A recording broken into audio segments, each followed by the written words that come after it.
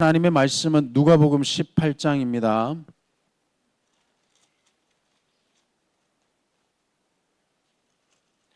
누가복음 18장 조금 장이 길지만 누가복음이 조금 호흡이 길지요. 우리 함께 집중해서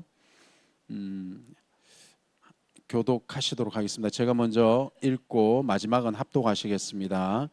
예수께서 그들에게 항상 기도하고 낙심하지 말아야 할 것을 비유로 말씀하여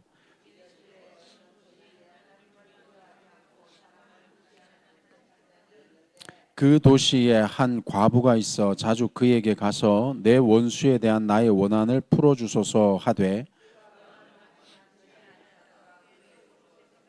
내가 하나님을 두려워하지 않고 사람을 무시하나 이 과부가 나를 번거롭게 하니 내가 그 원한을 풀어주리라. 그렇지 않으면 늘 와서 나를 괴롭게 하리라 하였느니라. 주께서 또 이르시되 불의한 재판장이 말한 것을 들으라. 하물며 하나님께서 그 밤낮 부르짖는 택하신 자들의 원한을 풀어주지 아니하시겠느냐?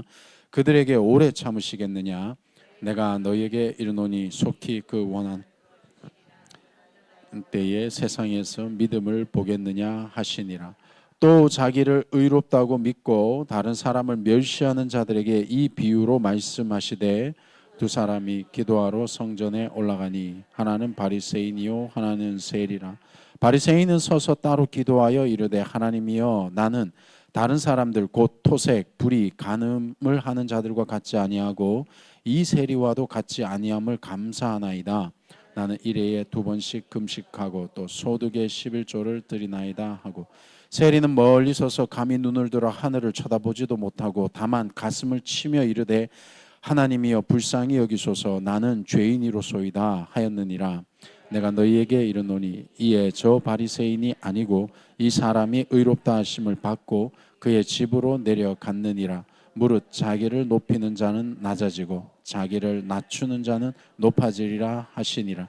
사람들이 예수께서 만져주심을 바라고 자기 어린아이를 아기를 데리고 오매 제자들이 보고 꾸짖거늘 그 어린아이들을 불러 가까이 하시고 이르시되 어린아이들이 내게 오는 것을 용납하고 금하지 말라. 하나님의 나라가 이런 자의 것이니라. 내가 진실로 너희에게 이르노니 누구든지 하나님의 나라를 어린아이와 같이 받아들이지 않는 자는 결단코 거기 들어가지 못하리라 하시니라. 선한 선생님이여 내가 무엇을 하여야 영생을 얻으리이까? 예수께서 이르시되 내가 어찌하여 나를 선하다 일컫느냐? 하나님 한 분 외에는 선한 이가 없느니라. 내가 계명을 안 하니 간음하지 말라, 살인하지 말라, 도둑질하지 말라, 거짓 증언하지 말라, 내 부모를 공경하라 하였느니라. 여짜오되 이것은 내가 어려서부터 다 지켰었나이다. 이 말을 들으시고 이르시되 내게 아직도 한 가지 부족한 것이 있으니 내게 있는 것을 다 팔아 가난한 자들에게 나눠 주라. 그리하면 하늘에서 내게 보화가 있으리라. 그리고 와서 나를 따르라 하시니 그 사람이 큰 부자이므로 이 말씀을 듣고 심히 근심하더라. 예수께서 그를 보시고 이르시되 재물이 있는 자 하나님의 나라에 들어가기가 얼마나 어려운지 낙타가 바늘귀로 들어가는 것이 부자가 하나님의 나라에 들어가는 것보다 쉬우니라 하시니 듣는 자들이 이르되 그런즉 누가 구원을 얻을 수 있나이까? 이르시되 무릇 사람이 할 수 없는 것을 하나님은 하실 수 있느니라. 보옵소서 우리가 우리의 것을 다 버리고 주를 따랐나이다. 이르시되 내가 진실로 너희에게 이르노니 하나님의 나라를 위하여 집이나 아내나 형제나 부모나 자녀를 버린 자는 현세에 여러 배를 받고 내세에 영생을 받지 못할 자가 없느니라 하시니라. 예수께서 12 제자를 데리시고 이르시되 보라 우리가 예루살렘으로 올라가노니 선지자들을 통하여 기록된 모든 것이 인자에게 응하리라. 인자가 이방인들에게 넘겨져 희롱을 당하고 능욕을 당하고 침뱉음을 당하겠으며 그들은 채찍질하고 그를 죽일 것이나 그는 3일 만에 살아나리라 하시되 제자들이 이것을 하나도 깨닫지 못하였으니 그 말씀이 감추었으므로 그들이 그 이르신 바를 알지 못하였더라. 여리고에 가까이 가셨을 때에 한 맹인이 길가에 앉아 구걸하다가 무리가 지나감을 듣고 이 무슨 일이냐 물은데 그들이 나사렛 예수께서 지나가신다 하니 맹인이 외쳐 이르되 다윗의 자손 예수여 나를 불쌍히 여기소서 하거늘 앞서가는 자들이 그를 꾸짖어 잠잠하라 하되 그가 더욱 크게 소리질러 다윗의 자손이여 나를 불쌍히 여기소서 하는지라 명하여 데려오라 하셨더니 그가 가까이 오매 물어 이르시되 내게 무엇을 하여 주기를 원하느냐 이르되 주여 보기를 원하나이다. 예수께서 그에게 이르시되 보라 내 믿음이 너를 구원하였느니라 하시매 곧 보게 되어 하나님께 영광을 돌리며 예수를 따르니 백성이 다 이를 보고 하나님을 찬양하니라. 아멘.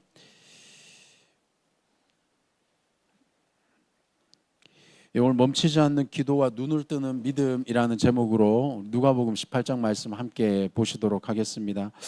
저희가 이제 이 인생의 여러 가지 경험들을 겪고 삶의 열매를 정리하는 그런 영원한 가치를 한번 생각해 보는 그런 날들이 사람에게는 누구에나 있을 것 같습니다. 오늘 이 누가복음 18장은 마치 그런 의미에서는 우리의 이런 영혼의 거울과도 같은 것 같습니다. 내가 그동안 쌓아왔던 믿음이 우리 주님 보시기에는 어떠한지 하는 이 물음 앞에서 오늘 이 비유와 그리고 사건들 하나님 나라에 들어가는 이런 참된 태도에 대해서 한번 좀 살펴보는 시간을 가지면 좋겠습니다.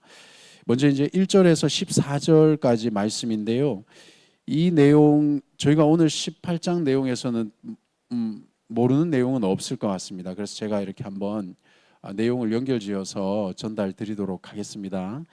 근데 우리는 주님께서 우리가 기도를 할 때 우리의 무엇을 보시느냐 하면 태도와 중심을 보시는 것을 알 수 있습니다. 1절 한번 보시겠습니다. 1절에서 주님은 항상 기도하고 낙심하지 말아야 될 것에 대해서 지금 우리에게 비유로 말씀해 주고 계십니다. 그래서 2절에서 5절의 내용을 보시면 하나님을 두려워하지 않는 누가 나오고 있습니까? 불의한 그렇습니다. 재판장이 등장하고 있습니다. 그런데 아무 힘이 없는 과부가 매일 찾아와서 이 불의한 재판장에게 자기의 원한을 풀어달라고 그렇게 계속해서 번거롭게 청을 하고 있는 장면을 살펴볼 수가 있습니다. 그런데 결국에는 어떻게 되었습니까? 불의한 재판장이 그 청을 들어주었죠. 그래서 6절과 7절에 한번 보시면 하물며 하나님께서 그 밤낮 부르짖는 택하신 자들의 원한을 풀어주지 아니하시겠느냐라고 지금 예수님께서 이렇게 비유를 들어서 반문을 해주고 계시거죠. 그런데 여기서 중요한 것은 8절입니다. 같이 한번 읽어보시겠습니다. 시작. 내가 너희에게 이르노니 속히 그 원한을 풀어주시리라. 아멘. 예. 그런데 여기에서 방금 조금 전에 권사님께서 잘 연결해서 우리 여기 계신 선생님께서 다시 잘 연결해서 읽어주셨지만 여기 8절 상반절이 아니라 상반절 다음에 그 옆에 보시면 인자가 올 때에 세상에서 무엇을 보겠느냐라고 물었습니까? 그렇습니다. 믿음을 보겠느냐라고 우리에게 주님이 이렇게 다시 한번 반문하고 계십니다. 그건 뭘까요? 주님의 이 기도의 응답보다 더 중요한 것은 끝까지 그렇습니다. 주님이 끝까지 주님을 신뢰하면서 그 기도의 자리에서 믿음을 얼마나 끝까지 지킬 수 있느냐라는 것을 주님이 지금 귀하게 보신다라는 것을 저희가 살펴볼 수가 있습니다. 그래서 9절에 이어지는 말씀을 보시면 자기를 의롭다고 믿고 남을 멸시하는 이들에게 주님은 지금 이렇게 9절에서 경고하고 계시면서 10절에서 12절에 제가 읽어드리겠습니다. 두 사람이 기도하러 성전에 올라가니 하나는 누굽니까? 바리새인입니다. 또 하나는 누굽니까? 세리입니다. 그래서 바리새인의 기도를 보시면 어떤 기도가 있습니까? 자신의 금식과 11조를 자랑하면서 대조해서 누구를 얘기하고 있습니까? 나는 이 세리와 같지 아니함을 감사한다라고 하면서 기도하고 있죠. 하지만 반면에 대조되어지는 13절 보시면은 세리는 멀리 서서 감히 눈을 들어 하늘을 쳐다보지도 못하고 다만 가슴을 치며 이르되 하나님이여 불쌍히 여기소서 나는 뭐라고요? 그렇습니다. 죄인이로소이다라고 이 세리와 바리새인의 기도가 대조되고 있는 것을 우리는 본문에서 살펴볼 수가 있습니다. 그래서 14절에서 예수님이 말씀하시죠. 바리새인이 아니라 누가 의롭다는 겁니까? 세리가 의롭다라고 받고 있는 겁니다. 그래서 저희가 이 신앙의 연수가 깊어지고 또 때로는 우리의 믿음이 더욱더 깊어질 때 이때 이제 우리 안에 드러나는 조심해야 되고 계속해서 속에서 우러나는 것이 뭡니까? 이게 일종의 이 자기의라는 독보섯인 것입니다. 그래서 지금 오늘 바리새인의 모습 속에서 저희가 바리새인이 위선적이다 이런 건 설교를 통해서 너무나 많이 들었지 않습니까? 그런데 그가 어떠하다가 중요한 게 아니라 내가 어떠하냐라는 것이 지금 말씀이 우리에게 던지는 도전이지 않습니까? 오직 이 주님의 자비만을 구하고 지금 본문의 13절에 나오는 세리처럼 낮은 마음으로 하나님 앞에 나아가는 이 태도를 견지하는 자에게 하나님께서 이 기도의 문을 열어주시는 줄로 믿습니다. 두 번째로 이제 15절과 30절까지의 내용인데요. 주님은 우리가 무엇을 의지하며 살고 있는지를 저희는 이 15절과 30절 내용에서 살펴볼 수 있습니다. 15절입니다. 사람들이 예수께서 만져주심을 바라고 자기 어린 아기를 데리고 오매 제자들이 꾸짖건을 어린아이를 데려오니까 옆에 있던 이 제자들이 그를 이렇게 꾸짖었다고 합니다. 그런데 주님은 16절과 17절에서 하나님의 나라가 누구의 것이라고 말씀하고 계십니까?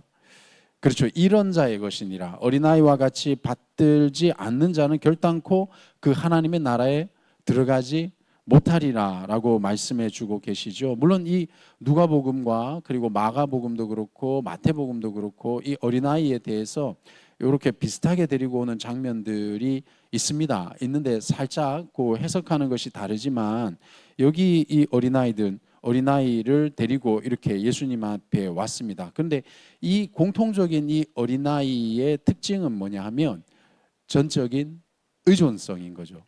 이 어린아이는 어찌됐건 그 보호자를 전적으로 의존하지 않고서는 살아갈 수가 없는 부분을 보여줍니다. 오늘 이 누가복음에서는 그 전적인 의존성을 가진 어린아이에 대해서 말씀해 주고 계시는 겁니다. 마태복음 같은 경우에는요, 어린아이는 사회적으로 지위적으로도 그렇고 능력적으로도 능력이 없고 비천하고 이런 느낌이 있습니다만은 오늘 이 누가복음에서는 전적으로 의존하는 그러한 어린아이의 모습을 보여주고 있습니다. 부모의 손을 놓으면 살 수 없는 어린아이. 그렇죠? 그러면 어떤 의미겠습니까?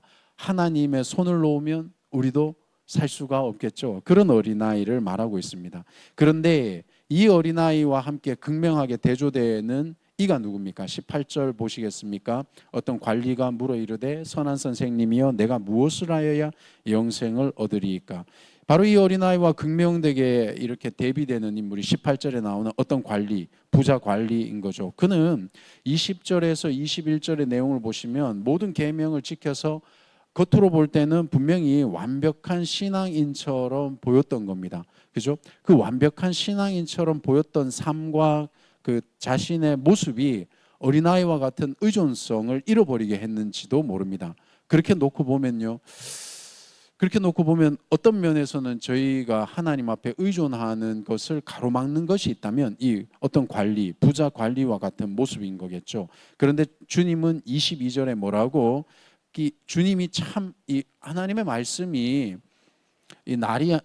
예리한 날과 같다라는 것이 나리한이 아니죠. 예리한 날과 같다는 것이 이런 부분이죠. 이 부자 어떤 관리는 어떤 것이 부족한지를 주님은 알고 그 핵심을 이렇게 22절에 딱 짚어내시는 겁니다. 뭐라고요? 내게 있는 것을 다 팔아 가난한 자들에게 주라. 그리고 와서 나를 따르라 라고 하니까 23절에 보시면 부자가 어떻게 합니까?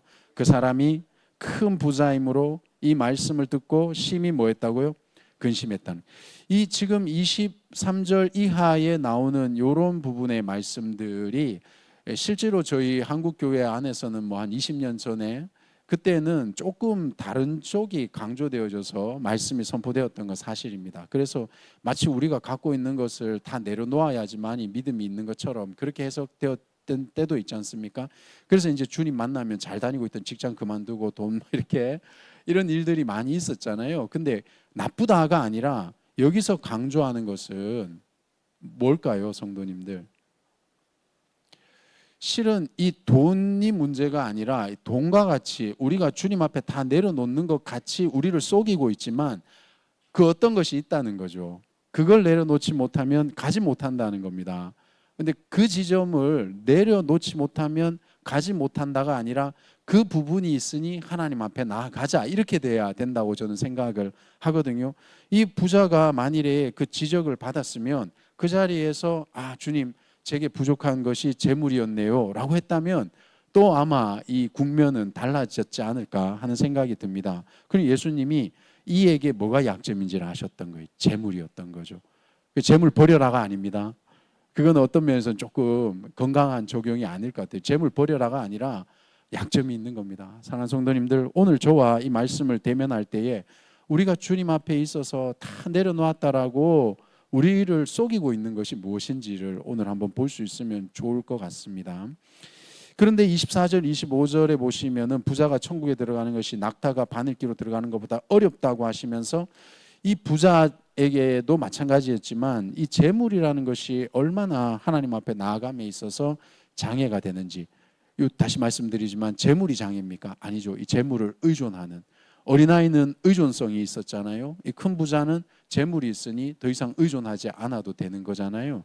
이 의존하는 이것이 곧 결국에는 장애가 되는 거죠.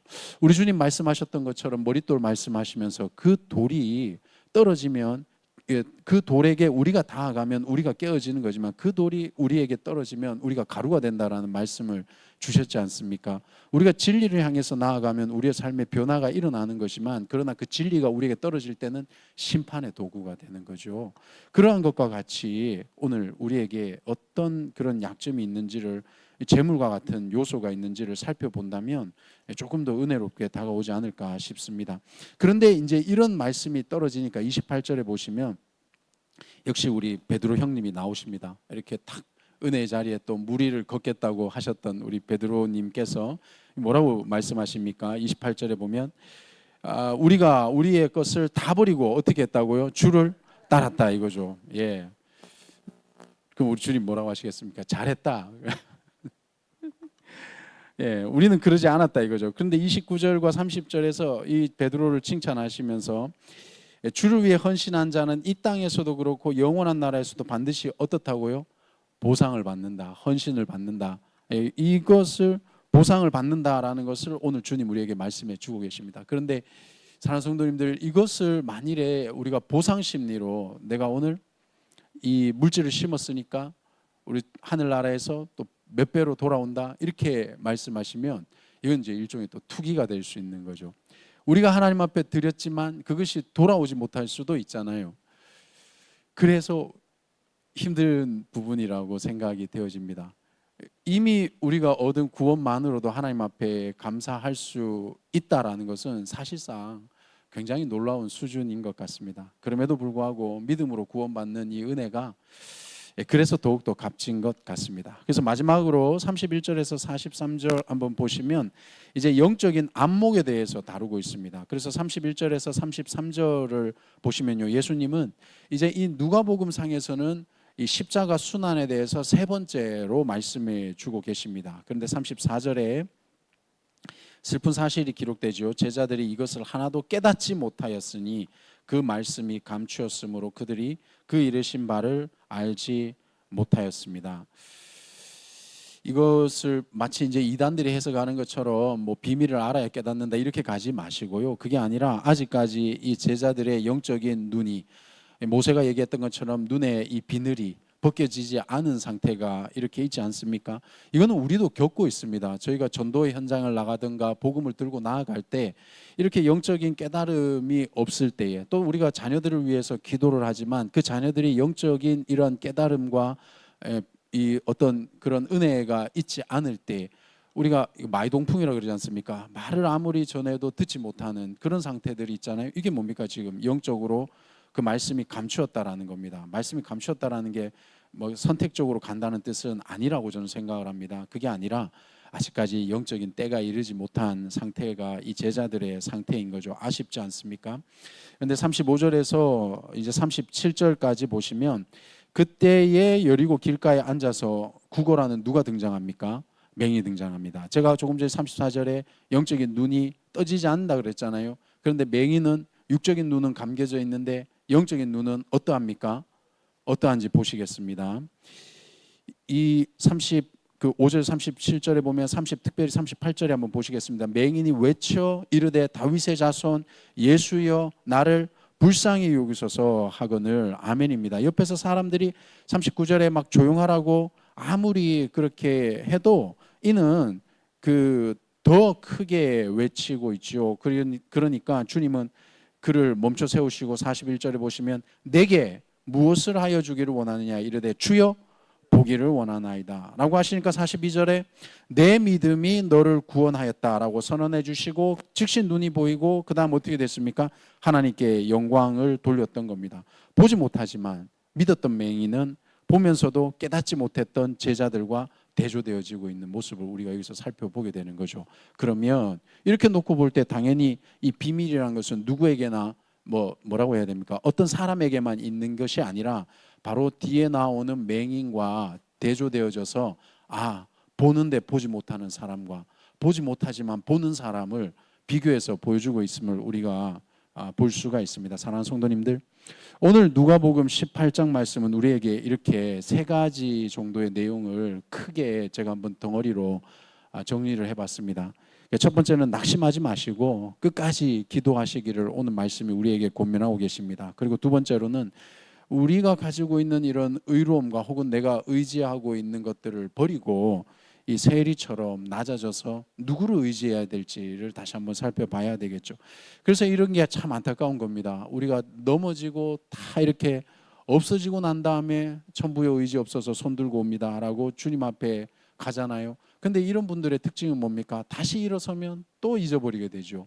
이 반복을 하는 이 작업이 얼마나 우리도 안타깝지만 하나님 보시기에도 안타까우시겠습니까? 오늘 말씀이 누구를 의지해야 되겠느냐라고 우리에게 말씀해 주고 계십니다. 마지막으로는 내 소유보다는 주님을 더 사랑하고 영적인 눈을 뜰 수 있는 것, 이것을 오늘 말씀이 우리에게 전해주지 않을까요? 그래서 이러한 세 가지의 내용이 지금 예수님이 어디를 향해 가고 계십니까?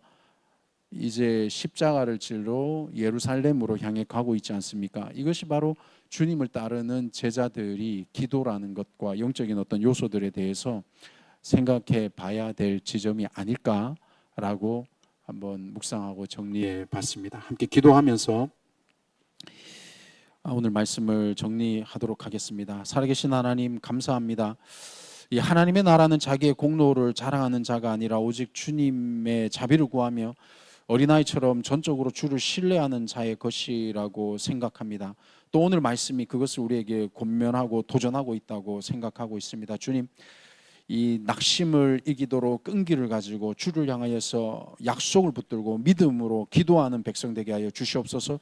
또 우리의 의를 버리고 나를 불쌍히 여겨달라고 고백하는 그러한 세리의 마음으로 하늘 문을 향하여서 오늘 아침에도 기도하는 하나님의 성도님들 될 수 있도록 인도하여 주시옵소서. 또 하나님, 영생은 내가 갖고 있는 소유가 아니라 하나님을 향하여서 주를 향하여서 주권자로 인정하고 쫓아가는 이 믿음에 있음을 다시 한번 기억하면서 하나님, 우리가 믿음을 가지고 주님 앞에 나아갈 수 있도록 주여 오늘 아침에도 이끌어 주시옵소서.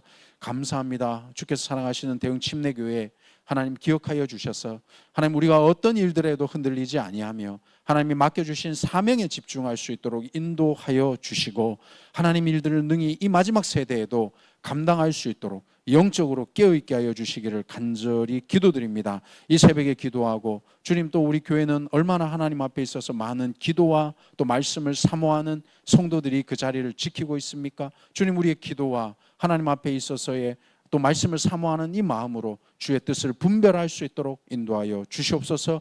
예수님의 이름으로 간절히 기도드리옵나이다. 아멘.